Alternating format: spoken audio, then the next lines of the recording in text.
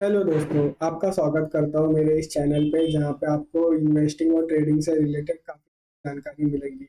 और अगर आपको वेल्दी तरीके से रिटायर होना है तो आप मेरे इस चैनल से जुड़ सकते हो। मैं उससे रिलेटेड भी आपको गाइड करूँगा। तो चलिए आज का वीडियो शुरू करते हैं। जैसे कि आपको दिख रहा है कि ये आदमी सीढ़ी चढ़ रहा है, तो इसका मतलब क्या है?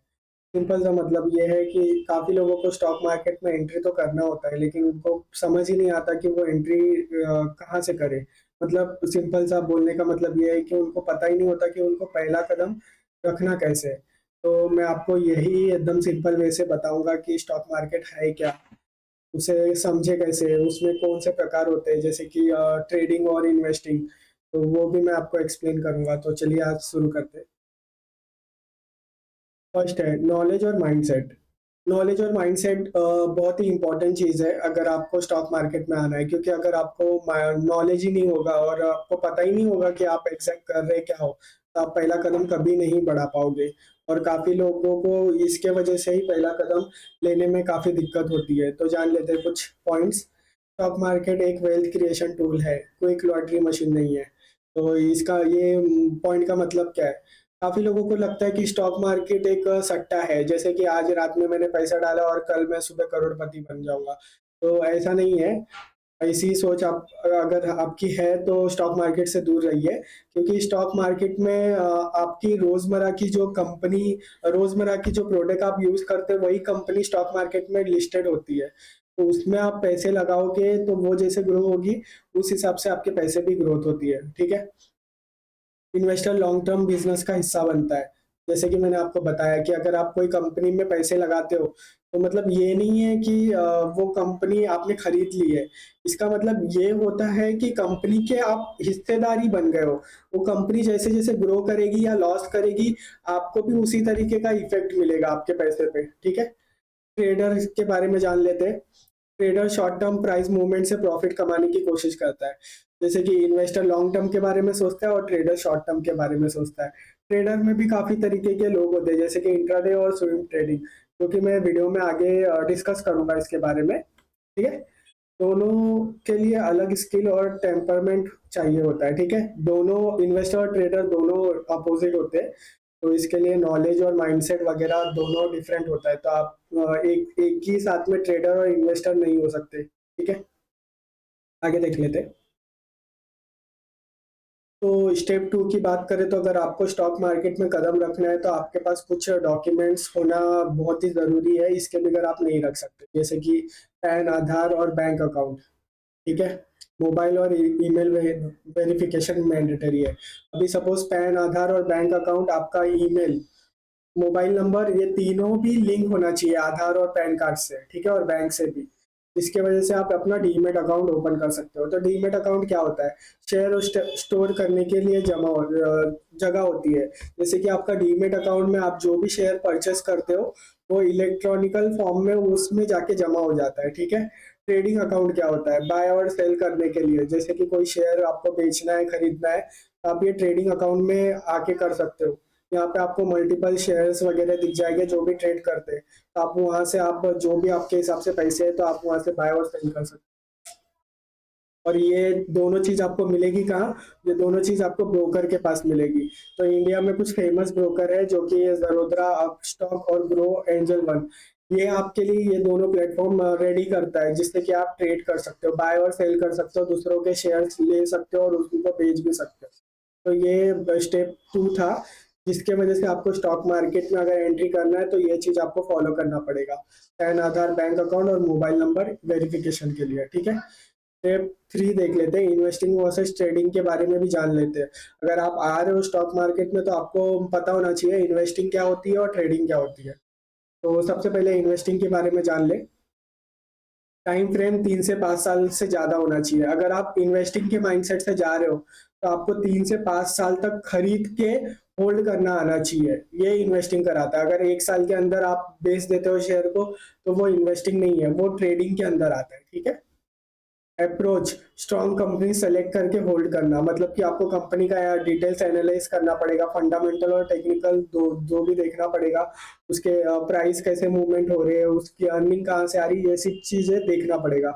तो अगर आपको ये सब चीज़ें नहीं पता है तो मेरे पुराने वीडियोस देख लीजिए, मैं डिस्क्रिप्शन में भी डाल दूँगा उसके लिंक। उसमें मैंने एक्सप्लेन किया है कि फंडामेंटल्स कैसे देखने, ठीक है? गोल आपको एक गोल डिसाइड करना पड़ेगा, wealth creation through compounding. Compounding के थ्रू आपको वेल्थ क्रिएट करना है तो इन्वेस्टिंग की तरफ जाना पड़ेगा और गोल भी डिसाइड करना पड़ेगा। आपको टूल्स कौन से, म्यूचुअल फंड में जा सकते हो, ईटीएफ में जा सकते हो या डायरेक्ट इक्विटी में जा सकते हो। मतलब कि सिंपल सी बात है, आपने ट्रेडिंग अकाउंट खोला तो आप डायरेक्ट बाय और सेल करके लॉन्ग टर्म के लिए होल्ड करोगे तो आप इन्वेस्टर कहलाओगे। एग्जांपल इन्फोसिस या एचडीएफसी बैंक में 10 साल इन्वेस्ट करने वाले मल्टीपल रिटर्न बनाए होते हैं। अगर आपने 10 साल तक एचडीएफसी या इन्फोसिस में इन्वेस्ट करके रखा रहता है 1 लाख रुपया, तो उनका रिटर्न बहुत ज्यादा बन गया होता। तो ये इन्वेस्टिंग है 5 से 10 साल के लिए अगर करते, ठीक है। तो इसका अपोजिट ट्रेडिंग होता है, ये भी जान लेते हैं। टाइम फ्रेम इंट्राडे में, इंट्राडे जिसको ट्रेडिंग भी कहा जाता है, इंट्राडे। इंट्राडे का मतलब सिंपल सा वे है कि एक ही दिन में खरीदना और एक ही दिन में बेचना या कुछ मिनट में ही खरीद के बेच देना, सेम डे, ठीक है। स्विंग ट्रेडिंग का मतलब सिंपल सा वे मतलब ये है कि मतलब कि आपने आज तो खरीद लिया, आज तो खरीद लिया शेयर, लेकिन आपने एक दिन के बाद भेजा, 2 दिन के बाद बेच दिया, या 3 दिन के बाद बेचा, या एक वीक के बाद बेचा, ठीक है। तो उसको स्विंग ट्रेडिंग करते हैं, तो वो भी इंट्राडे और ट्रेडिंग में ही आता है, ठीक है।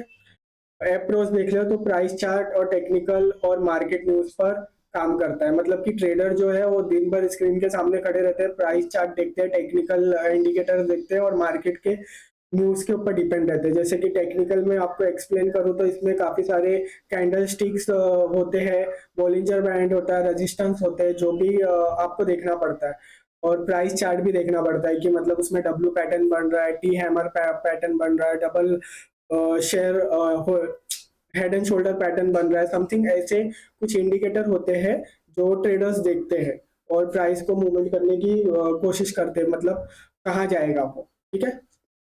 गोल देख ले तो छोटी छोटी प्राइस पे मूवमेंट से प्रॉफिट बनाने की कोशिश करते हैं। मतलब 1 पैसा 2 पैसा अगर बढ़ गया, 3 पैसा बढ़ गया, या 1 रुपया 2 रुपया बढ़ गया, तो बाय सेल कर करके उससे प्रॉफिट बनाने की कोशिश करते हैं शेयर में। अभी एक छोटा सा एग्जांपल दूं तो आपने कोई शेयर खरीदा एबीसीडी लिमिटेड 10 रुपए का, तो उसका शेयर प्राइस भी है 10 रुपया और आपने खरीदा 1000 रुपए का, ठीक है। तो वो 11 रुपया हो गया, तो आपके 1000 रुपए कितने हो गए, 1100 रुपए हो गए। तो ट्रेडर उसको बेच देगा 100 रुपए का प्रॉफिट। तो ये ट्रेडिंग होता है, ठीक है। तो आगे देख लेते हैं थोड़ा। तो चलिए स्टेप 4 पे चलते हैं, ठीक है। स्टेप 4 बहुत ही इंपॉर्टेंट है। अभी फॉर एग्जांपल आप, मैं अज्यूम कर रहा हूँ कि आपने ट्रेडिंग अकाउंट ओपन कर लिया, ट्रेडिंग और इन्वेस्टिंग के बारे में भी आपको नॉलेज हो गई, तो आपको स्टेप कैसे लेना है। तो स्मॉल स्टेप, स्टेप 4 की बात करें तो स्मॉल स्टार्ट करना है। बिगिनर को पहले हमेशा इन्वेस्टिंग से स्टार्ट करना है, ठीक है, करना चाहिए। इंडेक्स फंड, ईटीएफ या म्यूचुअल फंड में 500 से 1000 रुपए से शुरू करो, ठीक है। जब कॉन्फिडेंस आए तब एक दो डायरेक्ट स्टॉक्स में स्मॉल इन्वेस्ट करना करो, ठीक है। ये स्मॉल स्टेप है अगर आप इन्वेस्टिंग के थ्रू जाते हो। ट्रेडिंग ट्राई करना हो तो पेपर ट्रेडिंग करो, वर्चुअल ट्रेडिंग करो, प्रैक्टिस करो, रियल पैसा मत लगाओ। तो इसका सिंपल सा मतलब ये है कि आपको नॉलेज तो हो गई है। अभी सपोज आपने इन्फोसिस का शेयर देखा, आपको लग रहा है कि ये शेयर ऊपर भागेगा ट्रेडिंग के हिसाब से, ठीक है, ऊपर भागेगा, तो आप उसमें डायरेक्ट रियल पैसे मत लगा दो। आप वो एक पेपर ले लो, उसमें लिख लो कि हाँ इन्फोसिस का प्राइस अभी 100 रुपए का चल रहा है और मेरे को लगता है कि 105 हो जाएगा 1 घंटे के अंदर, ठीक है। तो आप वो लिख लो और 1 घंटे के बाद फिर देखो कि कितना हो रहा है, कि वो 105 हो रहा है कि उसके नीचे हो जा रहा है। तो पहले आप पेपर ट्रेडिंग करो, इसका मतलब यही है, ठीक है। स्टेप 5 कंपनी सिलेक्शन, ठीक है, इन्वेस्टर के लिए। बिजनेस सिंपल और अंडरस्टैंडिंग होना चाहिए, मतलब कि आपको बिजनेस की समझ होना चाहिए कि बिजनेस कर रहा क्या है। अगर टेलीफोन बना रहा है तो आपको समझ में आना चाहिए कि हाँ टेलीफोन बना रहा है, उसका बिजनेस का रेवेन्यू पार्ट टेलीफोन सेल करने से हो रहा है, या एसी सेल करने से हो रहा है, या मोबाइल सेल करने से हो रहा है। तो आपको समझ में आना चाहिए कि वो बिजनेस कर रहा क्या है। कंस्टेंट प्रॉफिट होना चाहिए कि मतलब करीबन 5 से 10 साल में कंपनी धीरे धीरे ग्रोथ ही कर रही हो, उसका प्रॉफिट नीचे ना गिरा गिरा हो, सेल्स भी ग्रोथ हो रहा हो। तो इसका मतलब यही है। डेट कम होना चाहिए। डेट कम होगा तो कंपनी अच्छे से सर्वाइव कर पाएगी अपने कॉम्पिटिटर के सामने। अभी इसका एग्जांपल छोटा-सा दूँ तो अगर किसी कंपनी के ऊपर ₹100 का डेट है और उसका मार्केट कैप ₹10 का है, तो वो उसके ऊपर 100 टाइम्स ज़्यादा का डेब्ट है, तो उसका इंटरेस्ट ही उसके मार्केट कैप से ज़्यादा होगा, तो वो सर्वाइव नहीं कर पाएगी काफ़ी दिन तक, तो वो बैंकरप्ट हो सकती है। तो डेट जितना कम होगा, उतना बेटर है, ठीक है? अभी इसको सिंपल से एग्जांपल में आपको बताऊँ, तो कंपनी का मार्केट कैप कभी भी डेब्ट से ज़्यादा होना चाहिए। अभी सपोज़ मार्केट कैप उधर पे ही 10 हो जाए और डेट 1 का हो जाए, तो कंपनी को कोई फ़र्क नहीं पड़ेगी, वो अपना आराम से डेट पे कर सकती है, ठीक है? तो आपको यही रेशो मेंटेन करना है। कंपनी का मार्केट कैप ज़्यादा होना चाहिए और डेट कम होना चाहिए उसके मुकाबले। प्रमोटर हॉनेस्ट और शेयर होल्डर फ्रेंडली होना चाहिए। प्रमोटर हमेशा हॉनेस्ट वाली बात करे कि सपोज़ वो बोल रहा है कि नेक्स्ट ईयर में 12% का ग्रोथ दे दूँगा, तो वो सच में वो अचीव करना चाहिए। ये नहीं कि कुछ भी आके वो फेक प्रॉमिसेस करके जा रहे हैं अपने इन्वेस्टर को और वो नेक्स्ट ईयर के एनुअल जनरल मीटिंग में कुछ भी फुलफिल नहीं हो रहा है, कंपनी में उसका कुछ भी इम्पैक्ट नहीं दिख रहा है। तो शेयर होल्डर को काफ़ी ज़्यादा नॉलेजेबल और फ्रेंडली होना चाहिए, जो बोलते हैं वो करना चाहिए, ठीक है? वैल्यूएशन रीज़नेबल हो। वैल्यूएशन रीज़नेबल होने का मतलब सिंपल सी बात है कि आप जो भी कंपनी खरीद रहे हो, उसका प्राइस आपको पता होना चाहिए। जैसे कि आपने मोबाइल वाली कंपनी खरीदने गए, उसकी शेयर प्राइस चल रही है ₹50 की, तो आपको पता होना चाहिए कि उसका एक्चुअल शेयर प्राइस ₹50 है कि ₹30 है या ₹70 है। अगर आपको वो पता होगा तो आप बराबर टाइम पे शेयर खरीदोगे। अभी फॉर एग्जांपल उसका शेयर प्राइस ₹70 का है और आपको मार्केट में ₹50 का मिल रहा है, तो ₹20 का डिस्काउंट मिल रहा है, तो आप खरीद सकते हो उसको। या ₹70 का है और आप खरीद रहे हो तो एट पार पे खरीद रहे हो आप, डिस्काउंट पे नहीं खरीद रहे हो। या ₹70 के ऊपर ₹80 का है मार्केट प्राइस और उसका शेयर प्राइस ₹80 का है और आपको मिल रहा है वो ₹70 में, तब भी आप खरीद सकते हो, ₹10 का डिस्काउंट मिल रहा है, ठीक है? या उसका शेयर प्राइस है ₹90 का और आपको मिल रहा है वो ₹110 का, तो आप डिस्काउंट पे नहीं, एट प्रीमियम पे खरीद रहे हो, कितने पे? ₹20 के। तो ये वैल्यूएशन होता है, सिंपल सी बात। स्टेप 6 की बात करें तो रिस्क मैनेजमेंट और डिसिप्लिन। इमरजेंसी फंड अलग रखो, मतलब कि आप कभी भी जा रहे हो तो स्टॉक मार्केट में अपना पूरा फंड मत लगाइए। हमेशा कुछ सेविंग अपने पास रखिए इमरजेंसी के लिए, क्योंकि आपको उसकी कभी भी जरूरत पड़ सकती है, ठीक है? लोन लेके कभी भी इन्वेस्ट मत करो। कि सपोज आप सोचोगे कि अरे मेरे पास पैसा नहीं है लेकिन मेरे को बहुत अच्छा नॉलेज हो गया है, तो मैं बैंक से लोन ले लेता हूँ 10 लाख रुपए का और इन्वेस्ट कर देता हूँ। तो ऐसा बिल्कुल मत करो, क्योंकि स्टॉक मार्केट में रिटर्न आपको कब मिलेगा किसी को नहीं पता है, ठीक है? आपको इंटरेस्ट मंथली पे करना रहेगा लेकिन रिटर्न आपको कब मिलेगा वो नहीं पता। हाँ, आप राइट हो जाओगे लेकिन आपको इंटरेस्ट तो मंथली पेमेंट करना रहेगा, तो वो इंटरेस्ट आपको पे करने के लिए पैसे किधर से आएंगे, ठीक है? तो लोन लेके तो कभी इन्वेस्ट मत करो। डाइवर्सिफाई करो, एक स्टॉक या एक सेक्टर पे डिपेंड मत रखो। तो इसका सिंपल सा मतलब ये है कि अपने सारे अंडे एक बास्केट में मत रखो, क्योंकि अगर बास्केट गिरा तो सारे अंडे फट जाएंगे, ठीक है? टूट जाएंगे, फट जाएंगे, जो भी आपको बोलना है वो समझ लो। क्योंकि अगर आप हर एक अंडे अलग-अलग बास्केट में रखोगे तो अगर 1 या 2 बास्केट भी गिर गए तो 2 ही अंडे फटेंगे ना, बाकी आपके अंडे तो बच जाएँगे। तो इसका मतलब यही है, स्टॉक्स भी आप अलग-अलग सेक्टर में जाओ, जैसे कि ऑयल में जाओ, फार्मेसी में जाओ, इंफ्रास्ट्रक्चर में जाओ, कंपाउंडिंग में, इसमें फाइनेंशियल्स में जाओ, अलग-अलग बहुत सारे सेक्टर्स हैं स्टॉक मार्केट में, तो आप अपने हिसाब से ढूँढ के उसमें जा सकते हो। ट्रेडिंग करते वक़्त स्टॉप लॉस का यूज़ करो। ये बहुत ही इम्पोर्टेंट है ट्रेडर्स के लिए, जो रोज़ इंट्राडे करते हैं उसके लिए, ठीक है? तो मैं इसका सिंपल सा एग्ज़ाम्पल दूँ, तो आपको लगता है कि कोई शेयर ₹10 का आपने बाय किया, वो ₹20 जाएगा, ठीक है? 2 दिन के अंदर। लेकिन वो नीचे भी तो आ सकता है, तो अगर वो नीचे आएगा तो आप कितना लॉस बेयर कर सकते हो? सपोज़ आपने ₹10 का खरीदा तो आपको लगता है कि हाँ, ₹8 पे आएगा तो मैं सेल कर दूँगा, तो ₹8 का आपको स्टॉप लॉस लगाना है कि ₹2 का लेस पे आप ₹2 का लेस का रिस्क लेना आप कंफर्म कर रहे हो कि ₹20 का मेरे को प्रॉफिट होगा। कि अगर वो 8 पे आया तो आपका स्टॉप लॉस हिट हो जाएगा और वो आपका शेयर ऑटोमेटिक सेल हो जाएगा, तो आपको ₹2 का लॉस हो जाएगा। अदरवाइज़ वो 8 पे नहीं आया और 20 पे चले गया, तो आपको प्रॉफिट हो जाएगा, आपका स्टॉप लॉस हिट ही नहीं होगा। तो ये स्टॉप लॉस होता है ट्रेडिंग के लिए, तो ये बहुत ज़्यादा इम्पोर्टेंट होता है, ठीक है? तो अगर आप मेरे इस चैनल पे नए हो तो चैनल को सब्सक्राइब कर लीजिएगा और वीडियो को लाइक भी कीजिएगा, अपने फ्रेंड सर्कल में भी शेयर कीजिएगा जिनको स्टॉक मार्केट के बारे में सीखना है। मैं यहाँ पे कोशिश करता हूँ कि आपको काफ़ी सिंपली वे से आपको समझा पाऊँ कि एग्जैक्ट स्टॉक मार्केट वर्क कैसे करता है। और अगर आप मुझे सपोर्ट करना चाहते हो तो प्लीज़ चैनल से जुड़िए। चलिए आगे देखते हैं। Step 7, continuous learning. ये सबसे इम्पोर्टेंट पॉइंट है क्योंकि आप स्टॉक मार्केट में ना 1 साल के या 2 साल के एजुकेशन मतलब पढ़ के आप आओगे, आप सबको लगेगा कि आपने सब कुछ सीख लिया है। तो स्टॉक मार्केट में ऐसा नहीं होता। आप स्टॉक मार्केट में आ रहे हो तो हमेशा आपको सीखते रहना पड़ेगा, ठीक है? इन्वेस्टर के लिए देख ले तो उनको फंडामेंटल एनालिसिस सीखना पड़ेगा। फंडामेंटल एनालिस्ट का मतलब ये होता है कि उनके इनकम स्टेटमेंट देखो, फाइनेंशियल्स देखो, बैलेंस शीट देखो, मैनेजमेंट के रिव्यू देखो, एनुअल रिपोर्ट पढ़ो और कैश फ्लो स्टेटमेंट पढ़ो। ये थोड़ा लेंदी प्रोसेस होता है लेकिन इन्वेस्टर के लिए ये देखना ही पड़ता है क्योंकि अगर कंपनी हेल्दी होगी तो ही वो अपने पैसे हार्ड मनी को इन्वेस्ट कर सकते हैं, ठीक है?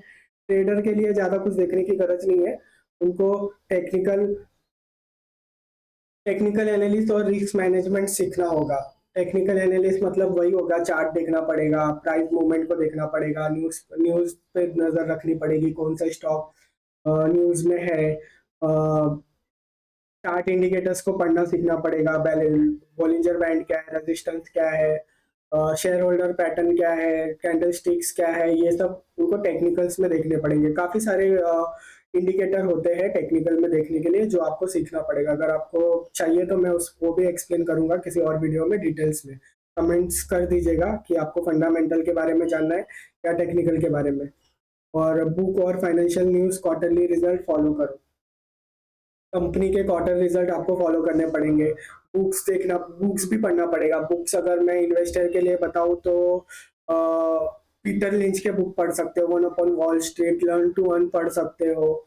और वॉरेन बफेट के भी बुक्स पढ़ सकते हो। मतलब उन्होंने बुक तो नहीं लिखी है लेकिन उनके ऊपर काफी सारी बुक्स निकली है। इन्वेस्टर लाइक वॉरेन बफेट और बेंजामिन ग्राम के भी बुक्स पढ़ सकते हो जिन्हें कि कहा जाता है फादर ऑफ ऑल इन्वेस्टिंग।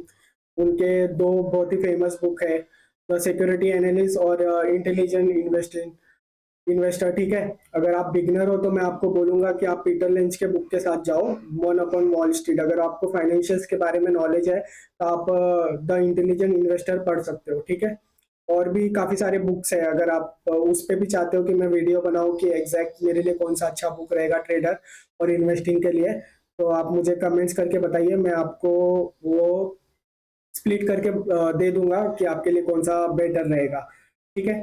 तो फिर मिलते हैं नेक्स्ट वीडियो में। चलो बाय।